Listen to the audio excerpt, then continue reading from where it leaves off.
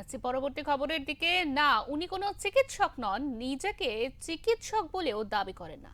বরং বলা ভালো, গ্রামীণ মানুষের স্বাস্থ্য পরিষেবক হিসাবেই তিনি 30 বছর ধরে কাজ করে চলেছেন নেশার তাগিদে। রুটি রুজির পেশাটা ছিল শিক্ষকতা, আর নেশাটা ছিল গ্রামের আলপথ ধরে সাইকেলে চেপে ঘুরে ঘুরে মানুষের স্বাস্থ্য নিয়ে নিজের জ্ঞান মতো টুকটাক পরিষেবা দেওয়া। এর জন্য অবশ্য কোনো টাকা কড়ির দাবি করেনি কখনো। হাওড়ার বাগনানের দেউল গ্রামের বাসিন্দা মধুসূদন বাগ তাই আজও খাড়া ছিলামপুর দাউল গ্রাম বকশি এলাকার মধু ডাক্তার নামেই পরিচিত। মধুবাবু বলেন, একটা সময় তিনি চিকিৎসা সংক্রান্ত টুকটাক প্রশিক্ষণ নিয়েছিলেন। যৌবনে সেই প্রশিক্ষণকে সম্বল করে মানুষকে টুকটাক চিকিৎসা করতেন। তারপর থেকেই একটাক তার নেশা হয়ে দাঁড়িয়েছে। যেখানেই যান সঙ্গে রাখেন একটি ছোট ব্যাগ, যাতে ঢাকা থাকে প্রেসার মাপার যন্ত্র, সাব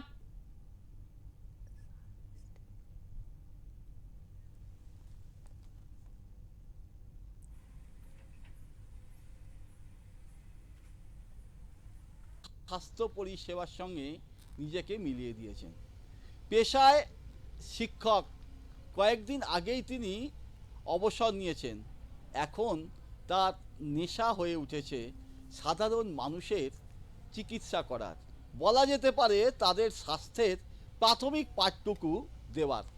যেমন পেশার দেখছেন, সঙ্গে ব্যাগে একটা রাখছেন সরবিটেট, প্যান্টাপ্লাজল, প্যারাসিটামলের মতো ট্যাবলেট, যা তাৎক্ষণিকভাবে মানুষকে অনেকটা সুস্থ রাখে। তো গ্রামীণ চিকিৎসা পরিষেবার সঙ্গে জড়িয়ে মধুবাবু, মধুসূদন বাগ, যার নেশাটাই মানুষের স্বাস্থ্য সম্পর্কে খোঁজ নেওয়া, আজকের দিনে তিনি ঘুরে বেড়ালেন বিভিন্ন জায়গায়, কখনো ইটভাটায়, কখনো বাজারে, কখনো মানুষের বিভিন্ন জায়গাতে ঘুরে বেরিয়েছেন তিনি। সঙ্গে অবশ্যই পেয়েছেন সমাজসেবিকা কেয়া চক্রবর্তীর সান্নিধ্য।